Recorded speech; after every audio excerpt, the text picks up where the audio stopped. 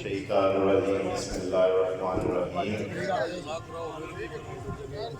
मैं पंडाल बैठे सारे दोस्त साथियों का बुजुर्गों का इंतहाई शुक्रगुजार हाँ जोड़े अपने कीमती वक्त जो टाइम कट के मूसा साहब की गलबात सुनने वास्ते इत्थे हाज़िर होए हो।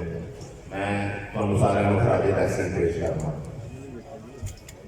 जिस तरह कि तुसीं जानते हो कि अज का इकट्ठ असी पाक फौज दे नाल यकजहती वास्ते ये रखा है।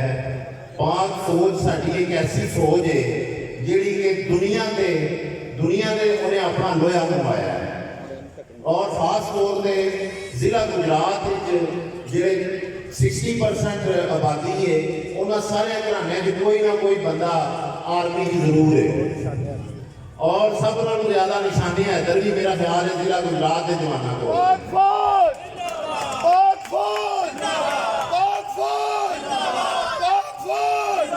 पाकिस्तान मुस्लिम लीग का जिंदाबाद। और मैनू ये समझ नहीं आती कि ਜਿਹੜੀਆਂ जमातां पाक फौज के खिलाफ गल्लां अजकल कर रही ने मीडिया से टीवी से जलसियां या तो इन्हों की हुकूमत नहीं खत्म हो गई है या इन्हों की उंज मत मारी गई है।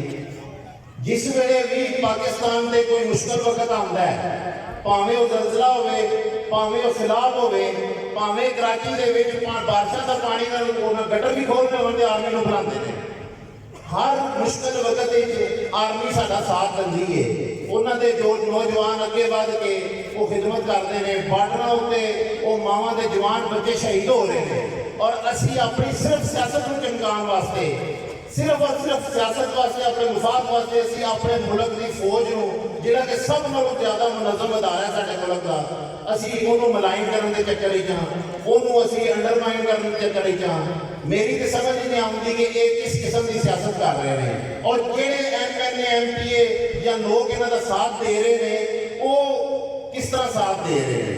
बल्कि मैं कई जरूरतमंद MPA को मैं देखा और एक दो होर इन्होंने अहदेदार ने नून लीग के उन्होंने सिर्फ इसे गल तो कि नवाज शरीफ ने फौज के खिलाफ आर्मी चीफ के खिलाफ गल्लां कीतियां ने उन्होंने नून लीग को जिहड़ा खुदा हाफिज कह दिता है। मैं उन्होंने भी खराजे तहसीन पेश करना गैरतमंद जवानों को। देखो सियासत अपनी जगह है सियासत करो तुम इशू से गल करो तुम PTI के बारे गल करो तुम जी भी दूसरी जमात तुहाडे मुखालफ है उहदे ते गल करो। ये की काम है कि तुम कदे अदारियां ते हमला करते हो कदे तुम फौज ते हमला करते हो कदे तुम अपना अदालतों ते हमला करते हो। तुम अपना आप दसो जी अगर कोई अपनी सियासत है अपना तुहाडा मंशूर है उहदे ते गल करो। लेकिन नहीं जी कोर्ट को इज्जत दो और सारे लोग पहला तुम अदारियां को इज्जत दो।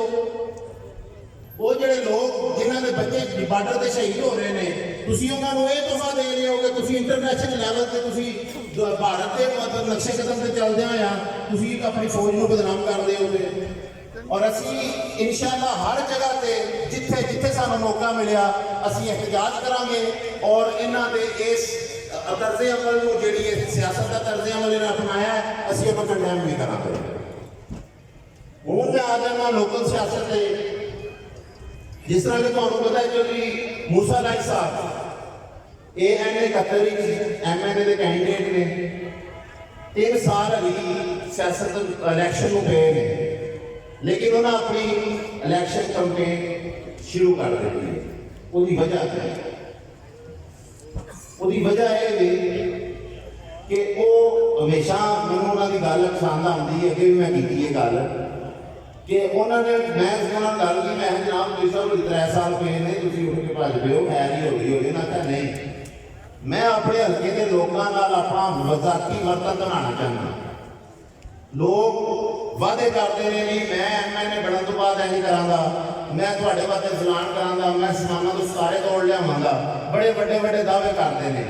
लेकिन मैं आवाम के विच रह के अपने इन्हां भैणां भरावां बुजुर्गों के विच रह के इन्हां की खिदमत करांगा और इन्हां नाल वर्तन बनांगा। जे इन्हां मेरा वर्तन पसंद आया तो 3 साल बाद उनको वोट दें ना पसंद आया तो मैं इन्हां नूं वोट ही नहीं मंगदा।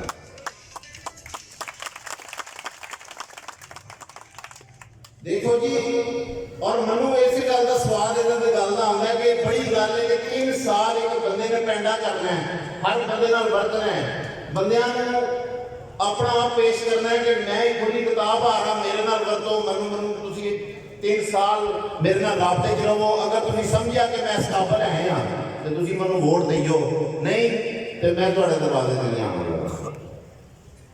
ਹੁਣ ਇੱਕ ਹੋਰ ਗੱਲ ਮੇਰੇ ਜ਼ਿਹਨ 'ਚ ਆ ਗਈ, ਇਹ ਗੱਲ ਕਰਦੇ ਮੈਂ ਪਰਸੋਂ ਜੋ ਦੀ ਕਲਿੱਪ ਵੇਖਦਾ ਆ ਪਿਆ, ਚੌਧਰੀ ਆਮਦ ਰਜ਼ਾ ਸਾਹਿਬ ਉਹਦੀ ਤਕਰੀਰ ਕਰ ਰਹੇ ਸਨ।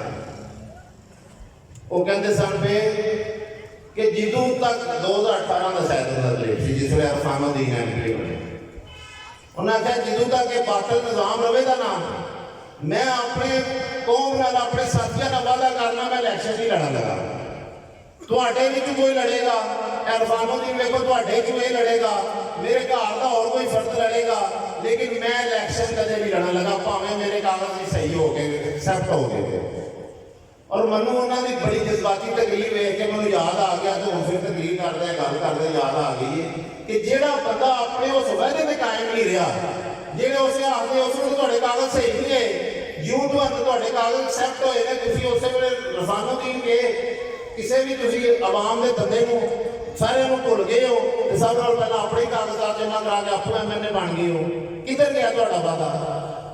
ਤੁਸੀਂ ਤੇ ਕਿਹਾ ਸੀ ਕਿ ਬਾਦਲ ਨਿਜ਼ਾਮ ਜਦੋਂ ਤੱਕ ਰਹੇਗਾ ਮੈਂ ਕਦੇ ਵੀ ਐਮਐਲਏ ਦਾ ਇਲੈਕਸ਼ਨ ਨਹੀਂ ਲੜਾਂਗਾ। ਉਹ ਫਿਰ ਮੈਨੂੰ ਗੱਲ ਇਸ ਵੇਲੇ ਯਾਦ ਆ ਗਈ, ਮੈਂ ਇੱਥੇ ਤੁਹਾਡੇ ਲਈ ਵੀ ਕਰਾਂ ਤੇ ਇਹ ਕੋਈ ਇਹਨਾਂ ਦੇ ਵਾਅਦੇ ਨਹੀਂ ਹੈ, ਕੋਈ ਗੱਲ ਨਹੀਂ। ਬਾਦਲ ਨਿਜ਼ਾਮ ਦੀ ਗੱਲ ਕਰਦੇ ਨੇ ਤੇ ਬਾਦਲ ਨਿਜ਼ਾਮ ਦੇ ਇਹ ਸਾਰਿਆਂ ਤੋਂ ਵੱਡਾ ਬਾਦਲ ਨਿਜ਼ਾਮ ਜਿਹੜੀ ਜਮਾਤ ਹੀ ਇਹ ਬਾਦਲ ਨਿਜ਼ਾਮ ਦਾ ਹਿੱਸਾ ਹੈ।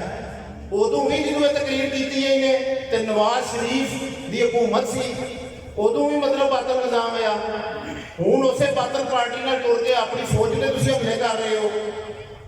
ਇਹ ਉਹ ਪਾਰਟੀ ਹੈ ਜਿਹਨੇ ਕੁਝ ਸਾਲ ਪਹਿਲਾਂ ਇੱਥੇ ਖਤਮੇ ਨਬੂਵਤ ਦੇ ਬਿੱਲ ਲਿਆਉਣ ਦੀ ਕੋਸ਼ਿਸ਼ ਕੀਤੀ ਪਾਰਲੀਮੈਂਟ ਵਿੱਚ, ਔਰ ਸਾਡੇ ਉੱਥੇ ਜਿਹੜੇ ਗੈਰਤਮੰਦ ਜਵਾਨ ਪਾਰਲੀਮੈਂਟ 'ਚ ਬੈਠੇ ਨੇ ਔਰ ਬਾਹਰ ਲੋਕਾਂ ਨੇ ਵੋਟਾਂ ਤੇ ਧਰਨੇ ਦਿੱਤੇ, ਜਿਹਦੀ ਵਜ੍ਹਾ ਨਾਲ ਇਹਨਾਂ ਨੇ ਬੈਕਅਪ ਕੀਤਾ। ਉਹ ਜਿਹੜਾ ਬੰਦਾ ਖਤਮੇ ਨਬੂਵਤ ਤੇ ਹਮਲਾ ਕਰ ਰਿਹਾ, ਉਹ ਪਾਰਟੀ ਜਿਹੜੀ ਤੁਹਾਡੀ ਫੌਜ ਤੇ ਹਮਲੇ ਕਰ ਰਹੀ ਹੈ, ਉਹ ਜਿਹੜੀ ਤੁਹਾਡੇ ਅਦਾਰਿਆਂ ਤੇ ਹਮਲੇ ਕਰ ਰਹੀ ਹੈ, ਤੁਸੀਂ ਉਸ ਪਾਰਟੀ ਨੂੰ ਉਹਨਾਂ ਲੋਕਾਂ ਨੂੰ ਕੀ ਐਕਸਪੈਕਟ ਕਰ ਸਕਦੇ ਹੋ? ਇਸ ਵਾਸਤੇ ਮੈਂ ਤੁਹਾਨੂੰ ਸਾਰਿਆਂ ਨੂੰ ਕਹਾਂਗਾ ਕਿ ਸਾਨੂੰ ਸਾਰਿਆਂ ਨੂੰ ਮਿਲ ਕੇ ਪਾਕ ਫੌਜ ਦਾ ਬਾਜ਼ੂ ਬਣਨਾ ਚਾਹੀਦਾ ਹੈ। ਅਸੀਂ ਆਪਣੇ ਅਦਾਰਿਆਂ ਦੇ ਨਾਲ ਖੜੇ ਹਾਂ, ਆਪਣੀ ਫੌਜ ਦੇ ਨਾਲ ਖੜੇ ਹਾਂ। ਇਨਸ਼ਾ-ਅੱਲਾਹ ਤਾਲਾ ਅਸੀਂ ਉਹਨਾਂ ਦੇ ਕਿਸੇ ਕਿਸਮ ਦਾ ਵੀ ਹਰਫ ਨਹੀਂ ਆਵਾਂਗੇ। ਇਹਦਾ ਮੈਂ ਚਾਹਾਂਗਾ। ਅਸਲਾਮ ਵਾਲੇਕੁਮ।